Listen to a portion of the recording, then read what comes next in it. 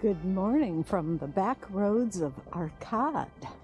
We are on our way, and the reason it is so dark in the morning, I've been on the road for maybe half an hour. The reason it's so dark in the morning is because it's dark in the morning. Sunrise isn't until 8:30. So I just lounged around this morning. I don't have a very long day, and so I went down and had my breakfast and then came back to my room and just lounged around for a little bit. And now it's about 9 o'clock and we're on the road. Today I want to tell you a little bit about the history of the Camino, why the Camino is such a significant event for so many people. But we'll do that later on in the day. Right now it's all about keeping warm. It's a little chilly this morning.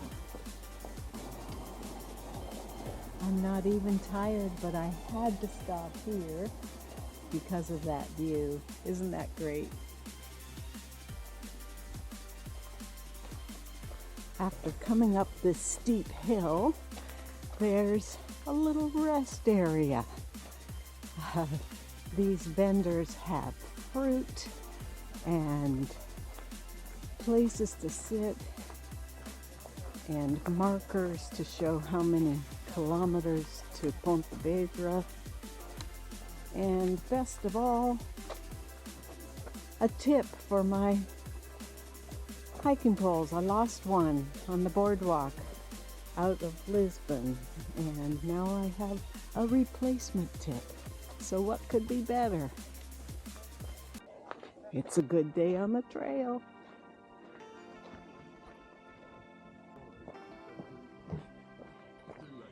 In and out of the forest, which makes it nice. We've warmed up. I'm walking with Stig from Denmark, and as you can tell, the path is a little busier. Remember I said it was going to be busier from Vigo? Definitely busier, but everybody walks at their own pace. So if you need to take a pause, you just do, and then you probably catch up to somebody that you've been talking with later on. It's come as you are and do it at your own pace. It's the end of a short walk day, just 8 miles today, and it's not even 12:30, and I'm to my destination. My hotel is right behind me, right next to the Tupperware distribution center. There's always something familiar in these towns, across the street from a Domino's Pizza. But I'm looking forward to just exploring. I hear there's a nice old town, and I'm going to explore a little bit and see what's out there. But I told you that I would mention the significance of the Camino. In case you don't know a bit of the history, it's said that St. James, one of Jesus' apostles, preached the gospel to present-day Galicia, which is the area that we're in right now. And when he returned to Jerusalem, he was beheaded by King Herod Agrippa, and his remains were transported back to Spain, and they remained undiscovered until the 1800s.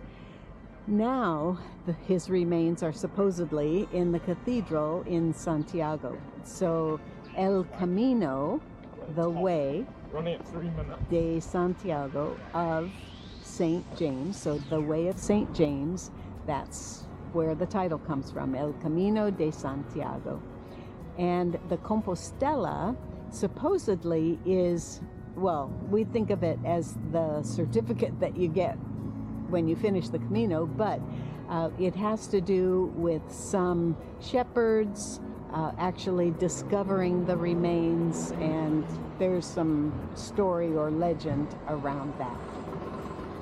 So that's the story of, in a nutshell, of the Camino. And people, of course, walk the Camino for many different reasons. Since medieval times, they've walked it for religious reasons, and personal reasons, non-religious reasons. Of course, It really just depends what you're needing at the time. This has been a good day. I got to support a little entrepreneur.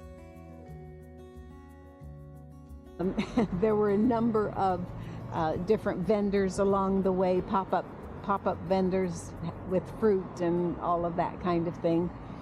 Talked with Stig from Denmark. Actually spent so much time chatting. We didn't really see a lot of, you know, the countryside. We were just chatting through the forest. So that was actually quite nice. I lost my sunglasses along the way. I think because I was pulling things out. I've given away all my hearts, and I was pulling things out of my waist bag, and I think I pulled them out and they fell. So we'll see if the Camino provides.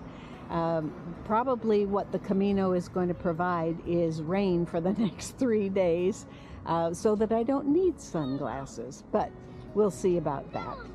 I hope you have a great day ahead, and we'll talk to you tomorrow.